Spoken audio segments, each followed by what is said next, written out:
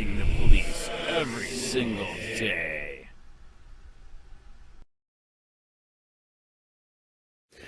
Breaking news. Florida's had a gag order for all emergency response from the hurricane here in Lee County. Nobody knows. It hasn't been released yet.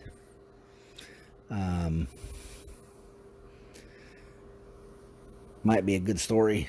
I thought it might be something you like too. But and then also DeSantis covering up for Lee County Sheriff on his delayed response to, notify the public to flee the scene before the hurricane. I think they were a day behind Charlotte County on it. And, yeah. I don't know. If you need more info, let me know.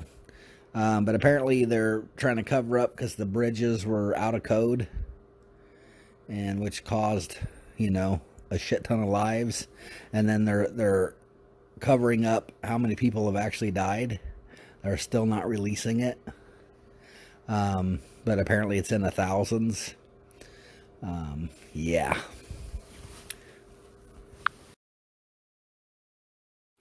All emergency responders have all been told no pictures allowed. They're not allowed to take pictures. Not allowed to share any information about anything they've seen or witnessed with the bridges, Sanibel, Pine Island, Fort Myers Beach. None of it.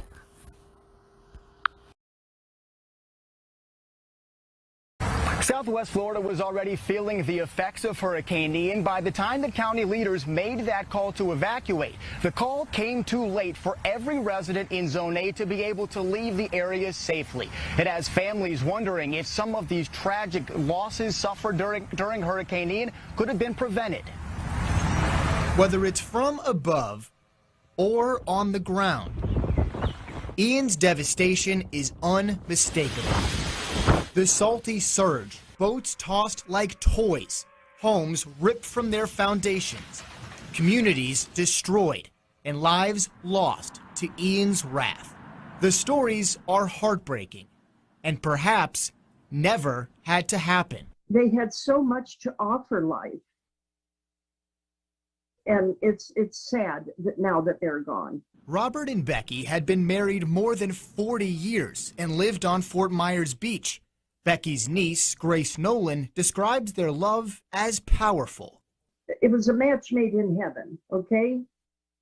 And all they had to do was just look at one another, and it just glowed with happiness. Living on the beach for nearly 20 years, Robert, 80, and Becky, 79, were in Zone A. They should have been out early. Nolan says they would have evacuated if they'd had more time and information. I feel that they were greatly failed. With the magnitude of that hurricane, they should have been out of there.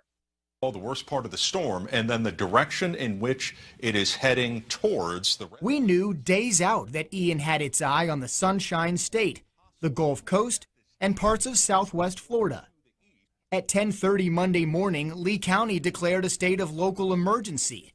The county manager addressed the storm in a 3 o'clock press conference. A couple days ago, Fort Myers, Lee County was right in the very center of the cone of uncertainty, and that's really the best place to be, 3 or 4 days out, because the storm will never, ever behave that way. So, really? Never? While the Lee County press conference was taking place, Charlotte County ordered evacuations for Zone A. A couple of hours later, a hurricane watch was put in place from Bonita Beach to Inglewood. At 6:07 Monday night, Lee Commissioner Kevin Ruane posted on Facebook, quote, "Please pay attention to Facebook at 7 a.m. tomorrow morning for a special announcement regarding Hurricane Ian Zone A." 13 hours later, that's when county leaders called for mandatory evacuations in Zone A and parts of B. County Manager Roger Desjardins went back in front of the microphone. The evacuation this morning is a mandatory evacuation order. and that is as mandatory as can be. We will not be going house to house and forcing people to leave, but we are stressing the importance of people getting out of harm's way based on the surge models. But why did Ruane tease the evacuation order 13 hours in advance? Tomorrow, did you kind of consider issuing this order before? What stopped you and what kind of changed overnight? We did consider calling for evacuation yesterday, but given the uncertainty of the path, the timing just wasn't right. A study by the Southwest Florida Regional Planning Council shows it would take 36 hours to evacuate all of Zone A. The county's evacuation orders did not allow for enough time. If the warning had come when Ruane posted to Watch Facebook on Tuesday morning, every person living in Zone A would have had time to leave safely. Did the county know the order was coming and choose not to inform the community? And they could have gotten all of those people, even if it was door to door. It's beyond belief. Evacuate. By 1:45 on Tuesday, about 25 hours before Ian would make landfall, the county expanded its mandatory evacuations to include some inland areas. Lee County's emergency management plan shed some light on the process. Our partners at the Florida Center for Government Accountability and reporter Patricia Borns uncovered it emphasizes efficiency and cost rather than caution. To avoid what the plan refers to as over-evacuation in 2010, the county switched from a just-in-case protocol, which always assumes a hurricane one category higher than forecasted, to a just-in-time method, an as-needed approach based on wind and surge forecasts.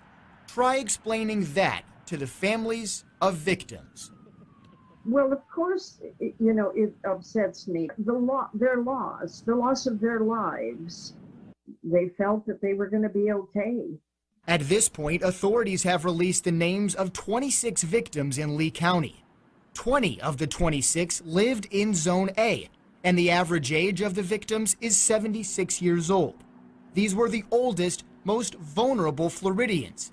They should have been out first.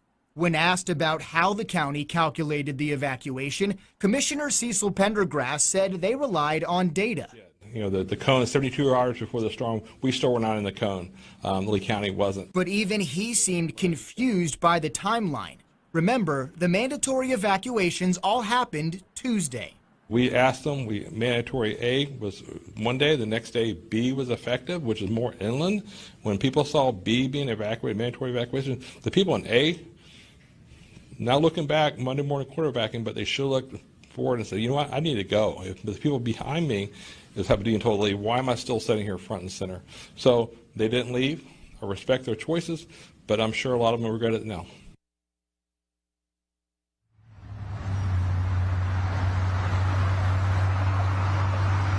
But Becky and Robert aren't here to feel that regret. I've reached out to the county manager, and Commissioners Pendergrass and Ruane as well. So far, we've only heard back from Commissioner Pendergrass's office. He says that he's unavailable to speak until next week. Now, if you're looking for a more detailed timeline from our partners at the Florida Center for Government Accountability, or you'd like to learn more about the just-in-time protocol that is used here in Lee County, you can go to our website. Click this story on winknews.com. Reporting live in Fort Myers, Peter Fleischer, Wink News.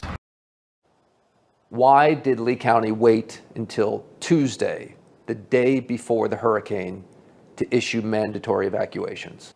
62 people died in Lee County from Hurricane Ian, many of them elderly people who live near the coast and drowned in the historic storm surge. I sat down with the chairman of the Lee County Commission to talk about the evacuation order that came just one day before the storm and the economic challenges we face in the aftermath. We have to see how close it gets, because that could be a major impact for some of our coastal communities with that storm surge. It was the evening of Sunday, September 25th, 3 days before Ian would make landfall in Lee County. But that easterly push is going to be problematic for us. And then once it gets around Thursday, it's losing that northerly push, and it's going to be slower. And that's why our rainfall totals and our storm surge problem could be significant. The National Hurricane Center was already predicting 4 to 7 feet of storm surge for our coastline. Based on Lee County's own evacuation guidelines, if there is a 10% chance of a 6-foot storm surge, you should evacuate Zone A. That order should be given. 3 feet of storm surge if there's a 60% chance. That was there by Sunday evening. So why wait until Tuesday for the order? Again, we have to ask the county manager who is actually in charge of making the decisions. But aren't you the boss of the county manager? We are, but under the emergency standards, you wouldn't want the experts making the decisions, not an elected body. Lee County Commission Chairman Cecil Pendergrass told us that County Manager Roger Desjardins made the call on evacuations. NBC2 repeatedly asked for an interview with Desjardins, but a county spokesperson said he didn't have time. This is what Desjardins said at a 5 p.m. news conference on Monday, the 26th. I'm sure there will be questions about evacuations and sheltering, but those decisions have not yet been made. NBC2 has learned the National Hurricane Center was in communication with Lee County leaders on Monday, advising them about the storm surge threats facing our community. But evacuation orders didn't come out until Tuesday morning. Again, mandatory evacuation. Just 24 hours until Ian was on our doorstep. Do you think the evacuation order came too late? No. You're okay with how it went down? Yes, based upon what happened with Irma, people were given the notice and they all left. This time they didn't go. I think it's because people kind of got numb to every year. They prepare for a storm, they leave, they evacuate, and nothing happens. They come back home. What do you think Lee County leaders will do differently next time? I'm sure the EOC staff will look at this storm and say what we could have done differently across the board, not just for projections, but also about everything from cleanup to preparation. During our interview, I also talked with Chairman Pendergrass about the economic impact that Ian is having on Lee County. He thinks all the new construction and utility workers in town will make up for some of that lost tax revenue, but... Is it going to balance out for our seasonal traffic? No, it will not. We're going to lose a lot of tourism because the beaches are, if they're not open and there's no hotels at the beaches, where are people going to stay at? So we're going to lose that bed tax money. So economically, it's going to be very devastating to Lee County the first year or two. The loss of bed tax revenue coming into the hotels and also from a property tax value. Do you think Lee County is going to have to make cuts, whether it is employees or services?